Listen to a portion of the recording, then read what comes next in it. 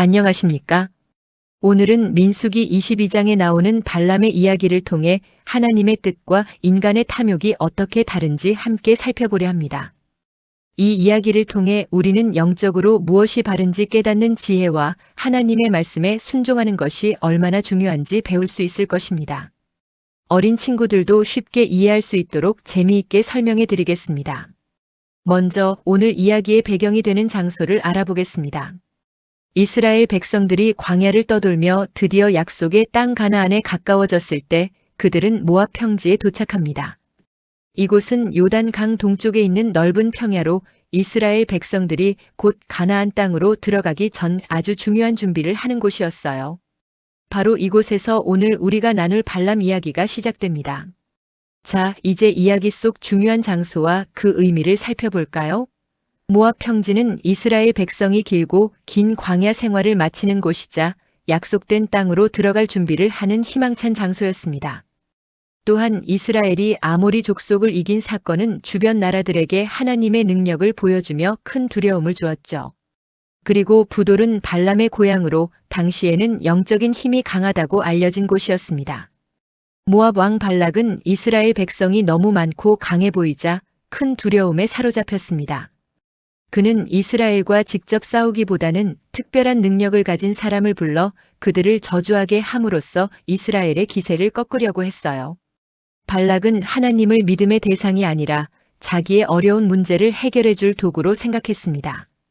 이처럼 눈앞의 문제에만 집중하여 하나님을 자신의 뜻대로 이용하려 했던 것이 바로 발락 왕의 잘못된 생각이었습니다. 발락 왕이 초대한 사람은 바로 부올의 아들 발람이었습니다. 발람은 단순히 자기 마을의 점쟁이가 아니었어요. 그는 메소포타미아 출신으로 그의 축복이나 저주가 실제로 효력이 있다고 믿어질 정도로 아주 유명한 사람이었습니다.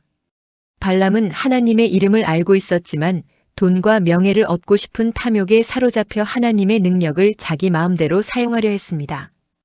고고학적인 발견을 통해 발람이 실제로 존재했던 인물이라는 것도 확인되었답니다. 발락 왕이 발람을 초청하자 발람은 먼저 하나님께 여쭤보았습니다. 하나님께서는 발람에게 아주 분명하게 말씀하셨습니다. 너는 그들과 함께 가지도 말고 이스라엘 백성을 저주하지도 말라.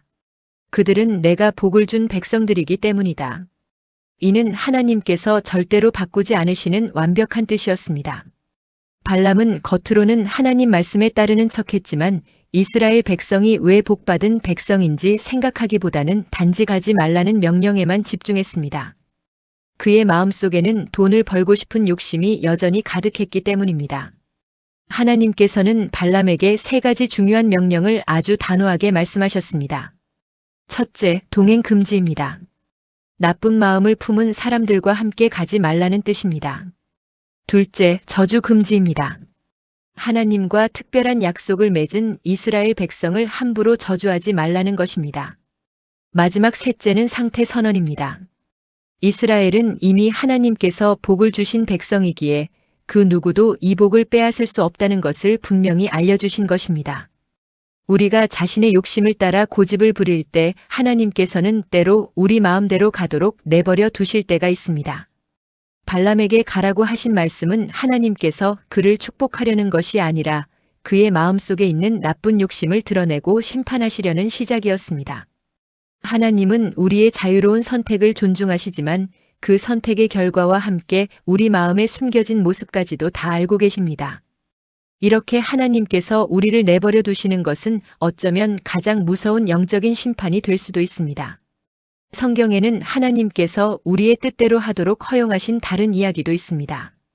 히스기야 왕은 죽을 병에 걸렸을 때 더 살게 해달라고 간절히 기도했고 하나님은 그의 생명을 15년 연장해 주셨지만 이후 그는 교만해졌습니다. 또 이스라엘 백성도 하나님이 직접 다스려 주시는 것보다 눈에 보이는 인간 왕을 원했고 결국 사울 왕 같은 좋지 않은 결과를 맞았습니다. 발람도 이스라엘에 가지 말라는 하나님의 뜻 대신 자신의 욕심을 따랐다가 심판을 받을 위기에 처했죠. 이 모든 이야기는 우리에게 소중한 교훈을 줍니다. 아브라함과 발람의 행동은 겉으로는 비슷해 보이지만 그 속마음은 아주 달랐습니다. 아브라함은 아침 일찍 일어나 아들 이삭을 바치라는 하나님의 말씀에 즉시 순종했어요. 그의 마음은 하나님을 향한 깊은 사랑과 존경으로 가득했습니다. 그 결과 하나님께서는 여호와 이레의 놀라운 축복을 주셨죠. 하지만 발람도 아침 일찍 떠났지만 그의 마음은 돈과 자기 이익을 좇는 탐욕으로 가득했습니다. 그 결과 그는 하나님의 심판을 경고받게 됩니다. 우리 행동의 가장 중요한 것은 그 행동의 동기라는 것을 기억해야 합니다. 신약 성경에서도 발람처럼 자신의 욕심을 따라가는 길에 대해 여러 번 경고하고 있습니다.